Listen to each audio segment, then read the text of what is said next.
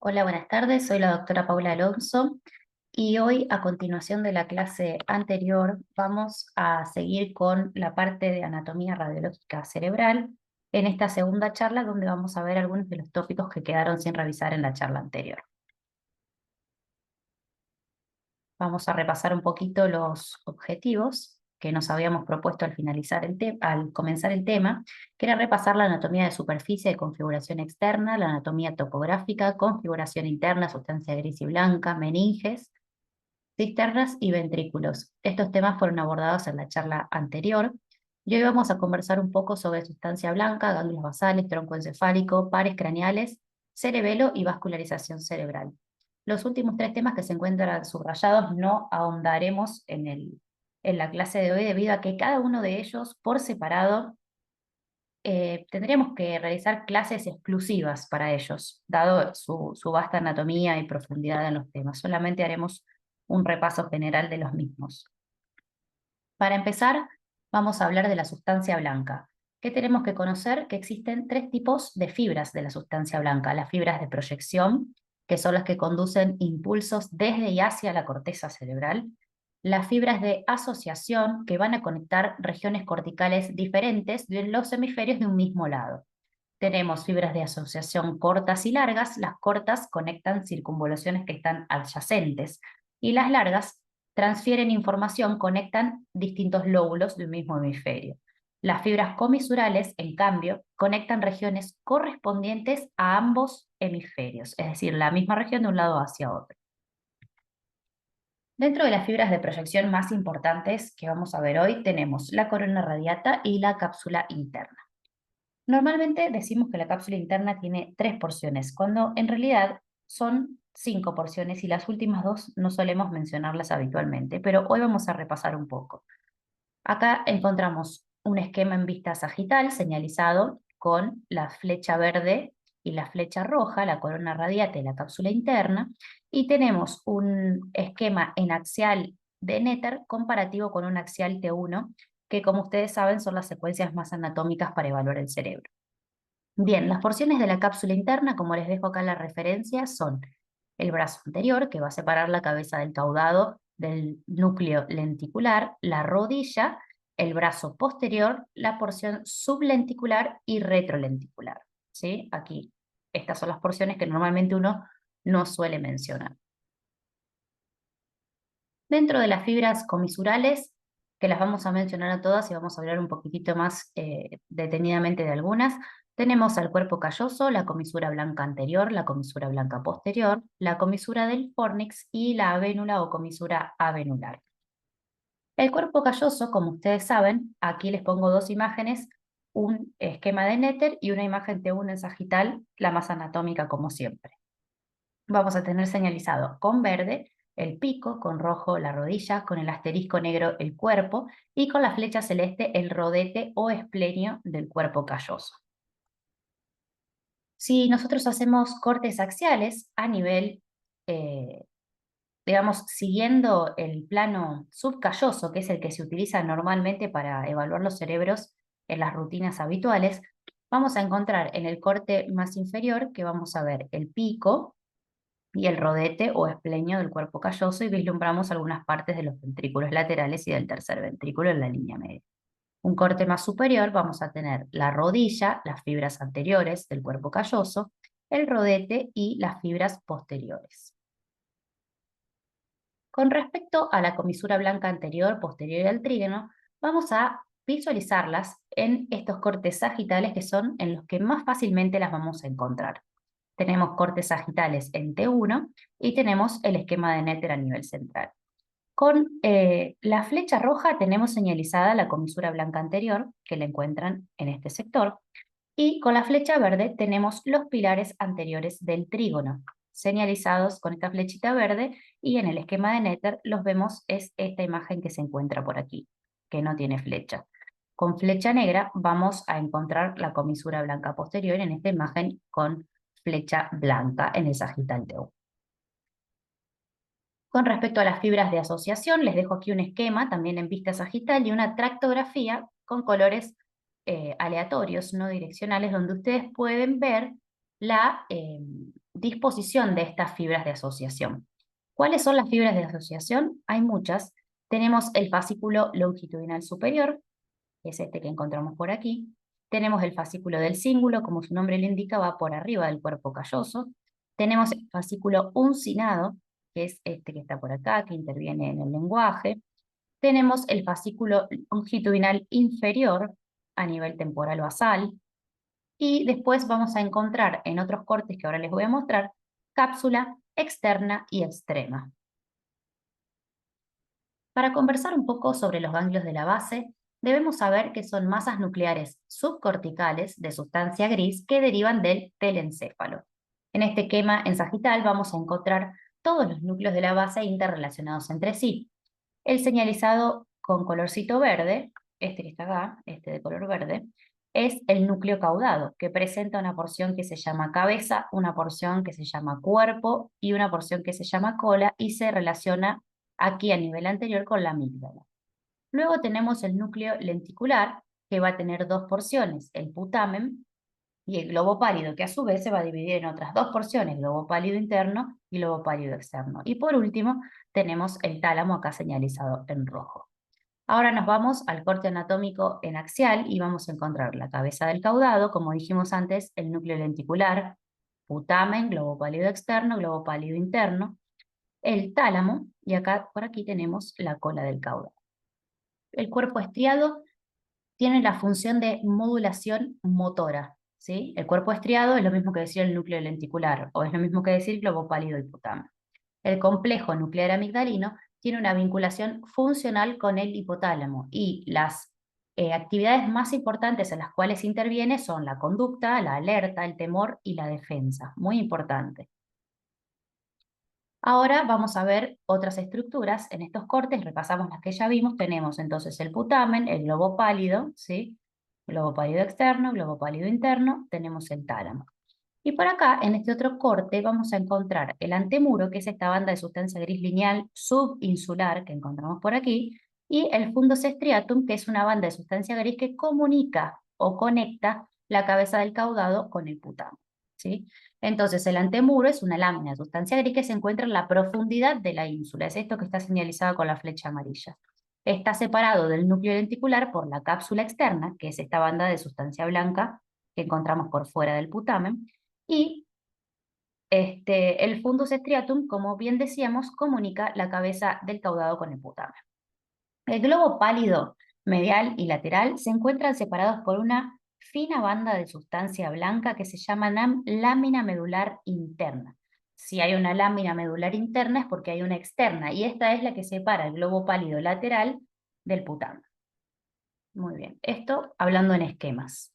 Ahora vamos a ir a unos cortes coronales, los dos de arriba, donde vamos a repasar al núcleo caudado, al globo pálido y al putamen. Señalizado con la flecha roja tenemos arriba la cabeza del caudado, ¿sí? En el corte este de la izquierda, y en el corte de la derecha nos vamos hacia el cuerpo del caudado.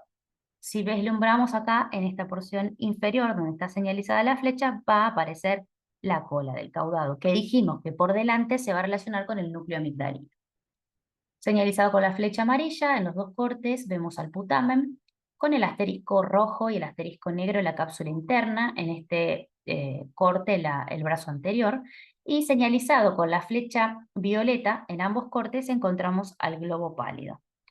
En esta imagen coronal inferior, a su vez, además de las estructuras que mencionamos, vamos a ver al núcleo amigdalino, la profundidad y anterior en el lóbulo temporal en relación con la cola del núcleo caudado, y vamos a ver esta fina banda de sustancia gris subinsular que denominábamos el antemuro, el cual se encuentra separado del putamen, dijimos, por la cápsula externa. Muy bien. Y esta imagen les muestro aisladamente el núcleo amigdalino en relación al uncus del hipocampo. Muy bien.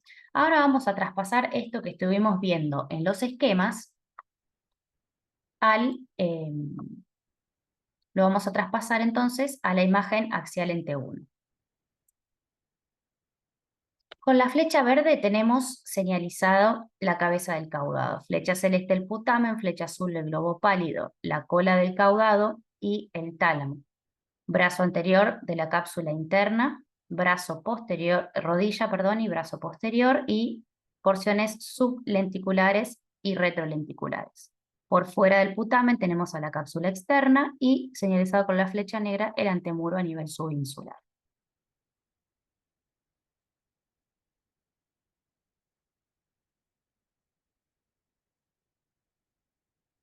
Bueno, ahora vamos a pasar al tronco del encéfalo.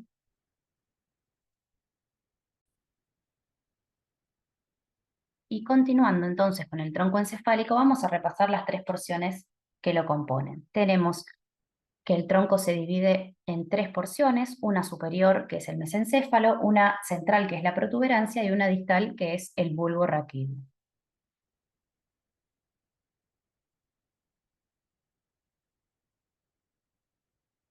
En estos cortes coronales y en este esquema lo mismo podemos ver el mesencéfalo, la protuberancia y el bulbo. El tronco encefálico vamos a empezar a repasarlo desde el mesencéfalo, de arriba hacia abajo. El mesencéfalo, si lo dividimos de posterior hacia anterior en tres porciones, vamos a tener la lámina del techo, tectum o lámina cuadrigeminal, que está compuesta por los tubérculos cuadrigéminos superiores, que están en relación a la vía visual, y los tubérculos cuadrigéminos inferiores en relación a la vía auditiva. El tegmento o calota, que es la porción central, es en donde vamos a encontrar a los núcleos rojos, a la sustancia negra y a la formación reticular. Y los pedúnculos cerebrales, que son las porciones más anteriores y laterales del mesencéfalo, es por donde transitan los haces córtico-espinal, córtico-protuberancial y córtico-vulvares. A esta altura, ¿qué vamos a ver? La emergencia de pares craneales. ¿De cuáles? Del tercero y del cuarto par. El cuarto, el único que viene desde posterior hacia anterior, y el tercero es el único que sale en la fosa interpeduncular. En estas imágenes vamos a repasar con resonancia magnética en T2 las distintas estructuras que fuimos mencionando. Tenemos la lámina tectal o el tectum del mesencéfalo, donde encontramos los tubérculos cuadrigéminos superiores e inferiores. En este plano coronal pueden ver los tubérculos cuadrigeminales superiores e inferiores señalizados con la flecha celeste y violeta. Estos son los dos cortes superiores, cortes axiales, que pasan a través de los tubérculos cuadrigéminos superiores y los tubérculos cuadrigéminos inferiores, en dirección a los mismos. A nivel superior encontramos la sustancia negra, los núcleos rojos. En el corte inferior vamos a encontrar por aquí, en el pie del pedúnculo cerebral, a nivel central y con un poco menos de intensidad que el resto de las estructuras adyacentes, a veces en secuencia FLAIR se lo puede ver un poco más brillante, más blanco, a las córtico-espinal descendiente. Ahora, otras estructuras que nosotros debemos saber que están en esta altura de mesencefálica, que ya las mencionamos, son la emergencia del tercer par craneal, que sale de la fosa interpeduncular del mesencéfalo, ¿sí? Se va a dirigir hacia adelante a los costados, a través del seno cavernoso, hendidura esfenoidal y órbita. Y la sustancia gris perimesencefálica, ¿sí? Que es lo que rodea al acueducto del mesencéfalo. Entonces acá vamos a ver un poquito más lo que les acabo de enseñar, que son el tercer y cuarto par craneal. El tercer par, ustedes siempre recuerden que para evaluar los pares craneales no hay mejor secuencia que el T2 pesado. Son secuencias que generan un efecto cisternográfico, es decir, de alto contraste entre el parénquima, los vasos, los nervios y el líquido. Y como los espacios cisternales son estructuras que están llenas de líquidos cefalorraquídeos, los vamos a ver blancos en el T2, y vamos a poder delimitar claramente las estructuras hipointensas que son su contenido, los vasos y los nervios craneales. Entonces, en este caso, vamos a ver saliendo al tercer par, ¿sí? De la fosa interpeduncular y en este corte coronal en sentido anterior hacia el seno cavernoso, el cual lo va a atravesar, y llegando en esta imagen de acá hacia la hendidura esfenoidal, en donde ingresa la órbita para inervar al músculo que le corresponde. A nivel de la protuberancia, también vamos a dividir de atrás hacia adelante en tres segmentos. El techo, que tiene relación con el cerebelo, el tegmento o la calota, en donde vamos a encontrar la formación reticular y núcleos de distintos pares craneales, que ahora los vamos a ver, y el puente protuberancial o la porción más anterior, donde se encuentran haces descendentes y transversales pontinos y núcleos protuberanciales. A este nivel, ¿qué emergencia de pares craneales vamos a encontrar? ¿Qué origen aparente? El quinto, el sexto, el séptimo y el octavo par craneal. En estos cortes axiales, en T2, este es un T2 turboespineco el que tienen a la izquierda, y los otros tres son T2 pesados, Fiesta, en este caso, pues son de equipo General Electric. Vamos a encontrar por delante de la protuberancia, en el surco anterior, discurriendo la arteria basilar.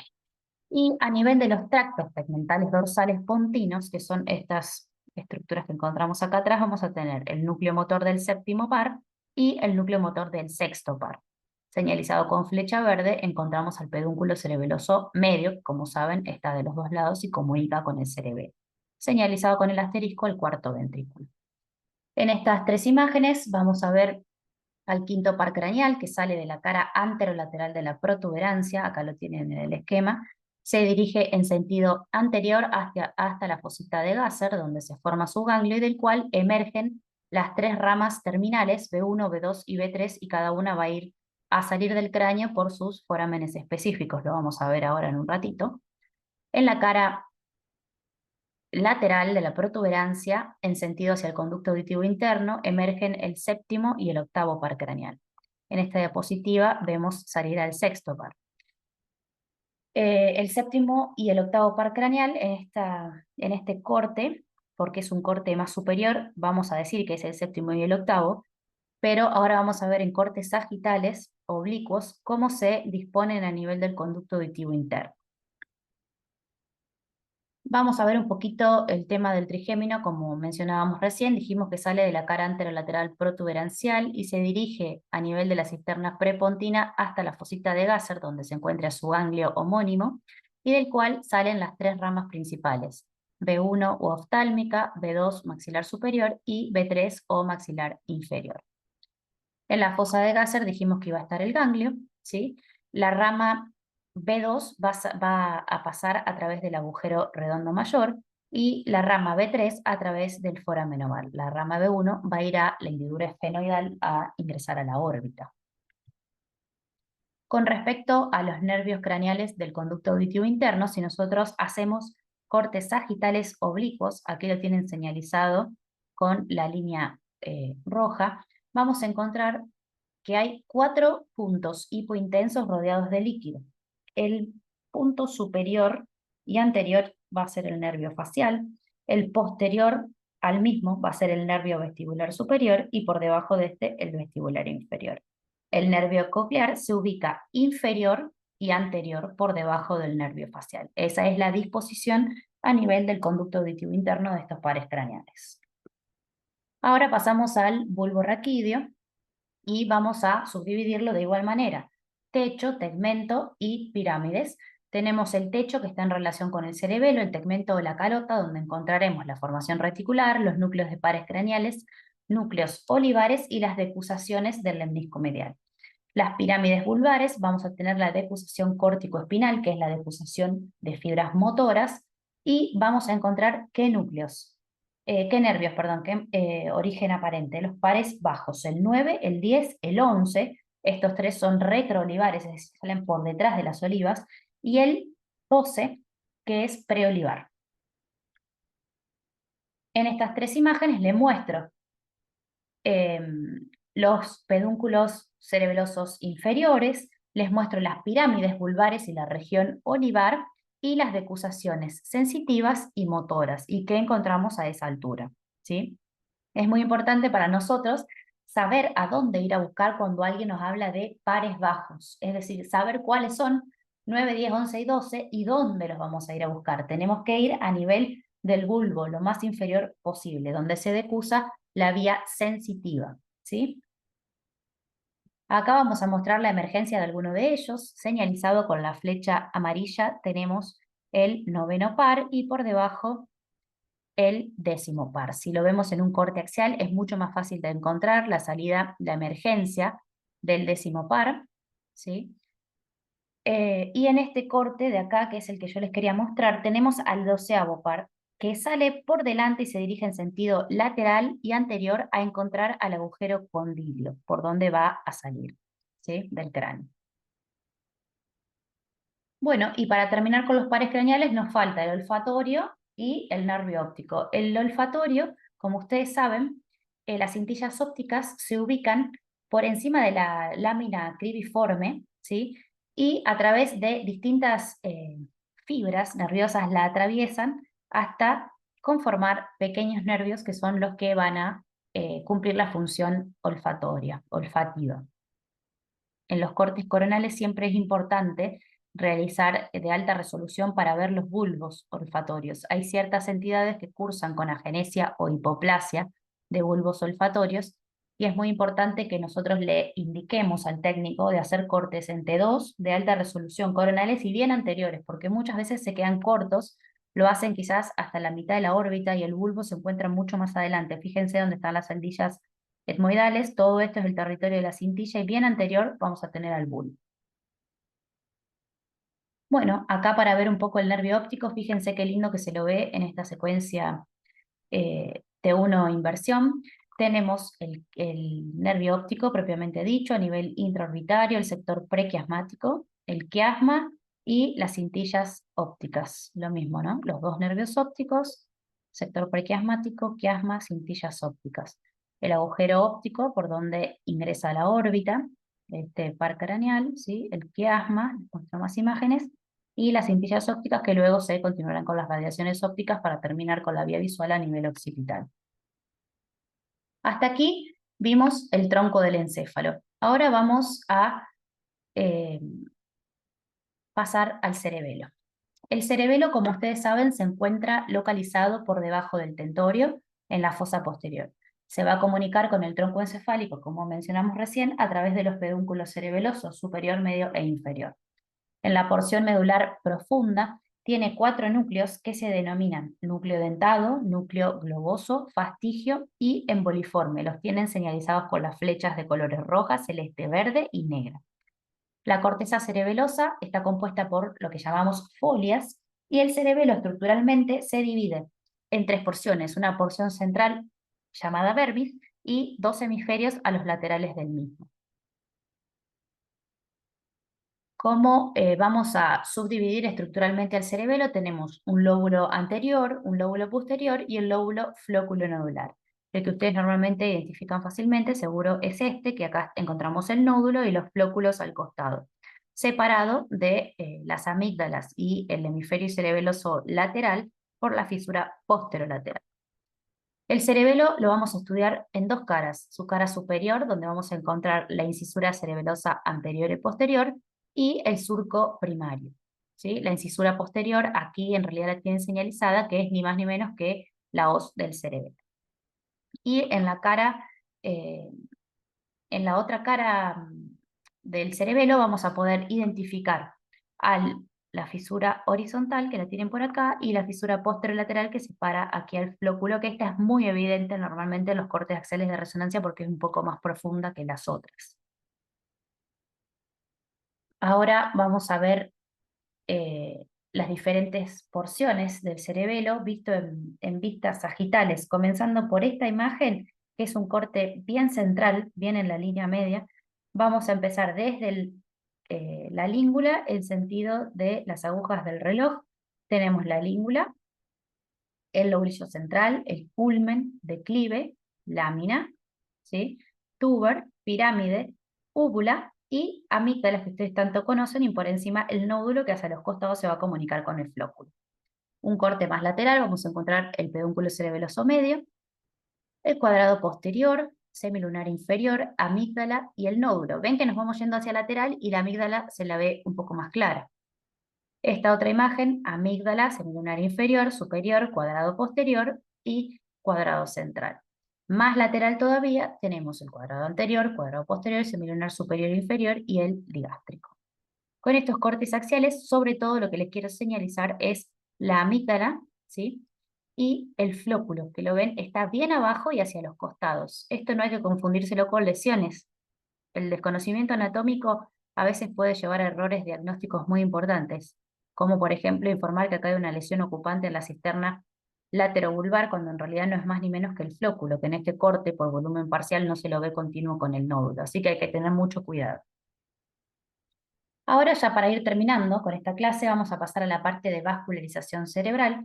vamos a conversar un poco del polígono de Willis, que ustedes saben que es el circuito arterial que se encuentra en la base del cráneo y el que va a irrigar a todo el cerebro. Y vamos a conversar también de los senos venosos, del circuito venoso intracraneal grande y profundo que drenan la sangre venosa del cerebro. ¿Sí? Aquí les puse un esquema, una reconstrucción MIP con un tiempo mixto, porque ven que pueden ver parcialmente los senos venosos y también el polígono de Willis a nivel profundo, y hay entremezclados venas y arterias.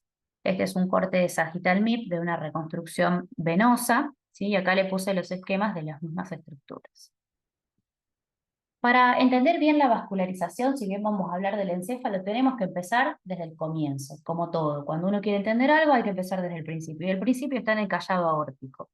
Entonces nosotros vamos a aprender desde dónde llega la vascularización arterial al cráneo.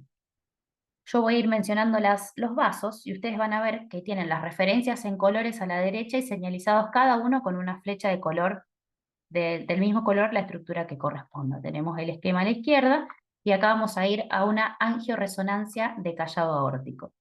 Vamos a encontrar, el primer vaso que nos encontramos es el tronco brachiocefálico derecho, el segundo vaso es la carótida primitiva izquierda y el tercer vaso es la subclavia izquierda. Ustedes saben que tanto subclavia como carótida primitiva del lado izquierdo nacen directamente del callado y del lado derecho nacen en un tronco común que se llama tronco brachiocefálico y luego se va a dividir en subclavia derecha y carótida primitiva derecha. Bien, continuando con esto un poco más arriba, en el sector cervical lateral, ¿sí?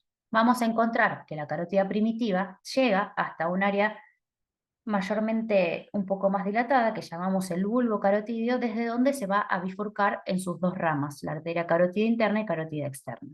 Hoy vamos a hablar sobre todo del circuito de la circulación intracraneal, pero vamos a mencionar, solamente porque estamos pasando nuestro recorrido y es parte de esto, a la arteria carótida externa. Ustedes saben que la arteria carótida externa va a dar irrigación principalmente a las estructuras cervicales y faciales. ¿Cuáles son las ramas de la carótida externa? Tenemos la tiroidea superior, la faringe ascendente, la arteria lingual, facial, occipital, auricular posterior, maxilar y la rama terminal que es la temporal superficial. ¿Sí? Esta es una vista sagital de una reconstrucción MIP de angioresonancia. Ahora llegamos a la carótida interna, que ustedes saben que a nivel cervical la carótida interna no da ninguna rama. Bien, vamos a ver sus porciones. La porción C1 es la que se denomina porción cervical. La porción petrosa, que es horizontal y como su nombre le indica, está a nivel del hueso temporal. Su conducto está de disposición horizontal y de sentido hacia afuera, de afuera hacia adentro. La porción C3, que es la porción lacerum, la van a ver acá con amarillo. La porción C4 con un codo posterior y un codo anterior es la porción cavernosa o intracavernosa, ¿sí? Que está en los senos cavernosos. La porción clinoidea o supraclinoidea en la emergencia del seno cavernoso y antes de dar a la arteria oftálmica en este sector. Después pasa, como acabo de mencionar, a la porción oftálmica, que es de donde sale la rama oftálmica para las órbitas. Y la última es el sector comunicante, que es el sector más anterior donde va a tener relación con la arteria comunicante anterior. Aquí tenemos un esquema hacia la izquierda y hacia la derecha una angioresonancia del polígono de Willis en un plano axial, donde podemos visualizar las carótidas internas, ¿sí? Hasta el sector anterior, la comunicante anterior. Aquí tenemos las cerebrales anteriores, cerebrales medias o silvianas. Y el circuito posterior, que lo vamos a ver ahora, ambas vertebrales, tronco basilar y cerebrales posteriores.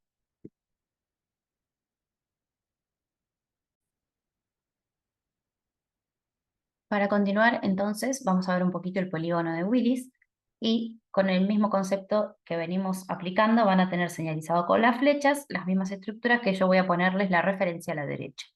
Ustedes saben que la carótida interna, luego de sus segmentos que acabamos de mencionar, intracavernoso, ¿sí? Eh, eh, oftálmico, bien, va a tener la bifurcación en la arteria cerebral anterior y la arteria cerebral media o silviana. Tenemos señalizados con la flecha celeste los segmentos precomunicantes o segmentos A1 de la arteria cerebral anterior. Tenemos señalizados con la flecha naranja la arteria comunicante anterior, que normalmente es única, puede haber variantes, y señalizado con la flecha amarilla las arterias comunicantes posteriores, que como ven, en este caso son asimétricas, donde hay una dominancia del lado izquierdo. A veces alguna puede ser hipoplásica y a veces puede haber una agenesia. Hay muchas variantes del polígono de Willis. Este polígono de Willis, como nosotros lo estudiamos de los libros, solo existe en un 30% de la población. Todas las demás personas vamos a tener alguna de las variantes. Bien, y señalizado con las flechas rojas encontramos al segmento P1 de la arteria cerebral posterior.